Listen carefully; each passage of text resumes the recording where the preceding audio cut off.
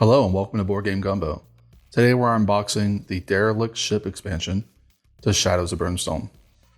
Shadows of Brimstone is an adventure style game for 1 to 4 players. There are 2 base sets to the game. If you have both of them, then you can actually play with up to 6 people. Normal play time is between 90 and 120 minutes, so it's a bit of a longer game. You can play it scenario based, where you have a random map that's put out, or you can play in a campaign setting where your characters level up and evolve after various encounters. Let's go ahead and get past this first box here and take a look at the rule book, which they like to hide underneath. Because this is an expansion, it won't have all the material that you need to play the game. Mostly these big box expansions add these different components and map tiles to the game itself. So obviously we're talking about a derelict ship here, so there's going to be new map tiles for that ship, as well as new cards for the new enemies, new missions, basically all the new content that they're adding to the game with this expansion. And then the new tokens and everything else that get added in as well. Flying Frog Games does a really good job, I believe, with these books for the expansions, because it does tell you everything that's new in this expansion and how you're going to use it in the base game. So here are our cards that we're going to have to add to our base game. And again, this is all going to reference the different components that we're going to find in this box here. So new map deck for the new tiles. One of the ways you can play this game is just through a basic scenario of random map tiles. And these cards will get drawn to tell you which tiles to put out. So you'll have a random map to go through. Also, if you want to play with the base game, which is the mine, you can include these into the mine deck to go along with it. New encounters, both for the mine, and also they'll have encounters back here for the ship itself. So you can include the new monsters in the base game. New artifacts for the mine. Again, this will all reference the new components from this expansion. But because you have these cards now, you can add it to the base game. More darkness cards, which you'll see a lot of in the base game. Threat cards. All of these cards you see here, you'll find in every aspect of the game. This is basically what allows this game to be so replayable, is because of these cards make the encounters random. Whether you're playing a scenario or a campaign, you'll use these cards essentially to randomize the game. And they also give you a few little cheat cards at the back here that just explain the new mechanics that were added in this box. So you don't have to necessarily run back to the rule book. Here we've got cards for our new monsters. So every card is going to have an initiative, basically just tells you how soon it goes. Here's its abilities. It's to hit. This game runs off of D6s. So 4+ to hit means you need a 4, 5, or 6. And then we've got some elite modifiers down here. When you have an elite, you essentially roll a D6 and you add certain modifiers to it. And then you have the backside, which is the hard mode, essentially, for the same monsters.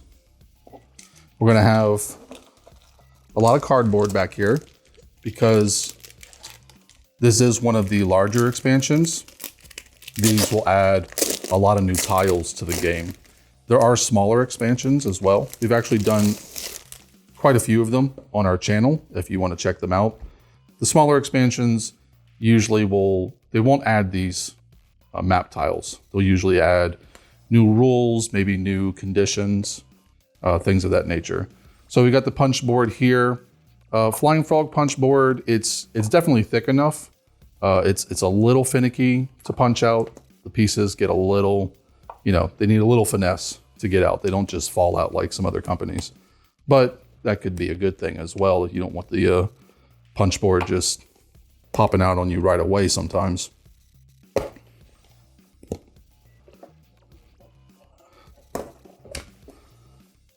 But you can see the tiles are very sturdy and thick.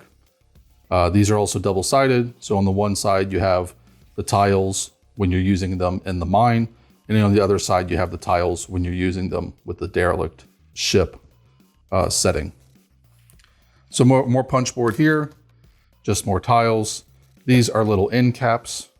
So when you go into a room, it'll have a random number of exits. So this room here has 3 exits, but when you draw the card, you may only be able to use one of them. So you use these little end caps just to mark off the exits that you're not going to use. So more tiles here and some little special punchboard pieces that likely have to do with the different campaign and scenario missions in this one. You've got some punch outs for the monsters, although we do have figures. They always give you extra in case you need more than they give you.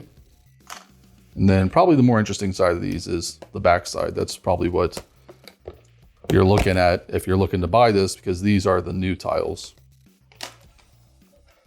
More punchboard. These are just little objective tokens here. And then the nice boards on the back. And that's all that this is going to be. It's going to be more punchboard, more monster tokens. But this is quite a lot of new content. I mean, all these tiles are new rooms for you to use, either whether you want to play with the ship or you just want to add more tiles to your base game. These are quite a few extra tiles here.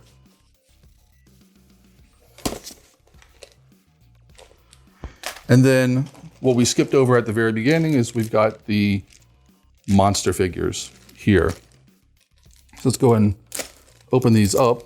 Before we look at them, let's go ahead and look at what we're getting here, because you don't always see it when you're seeing the pieces. They've got some Necronauts here. Looks like some zombie astronauts. Got auto turrets.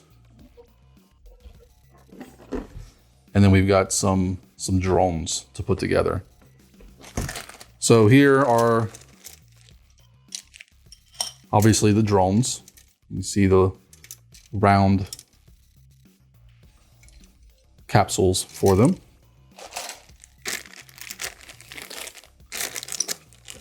We've got a bag here for our Necronauts. And Flying Frog really does a good job with its figures. They have really good detail to them, you can see.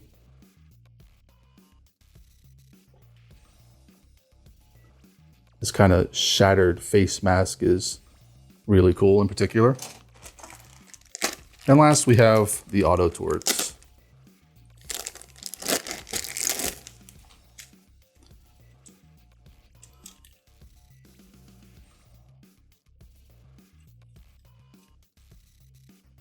They have some nice detail as well, especially on the gun barrels there. And that's it. That's everything you're going to get in the Derelict Ship expansion for Shadows of Brimstone. We have done a couple videos now of Shadows of Brimstone material. So if you're interested in the game, if it looks good to you, we haven't done unboxings for the base game, but we have done a lot of the expansions. So if you're looking at what expansions you may want to add to your collection, take a look at some of our other videos.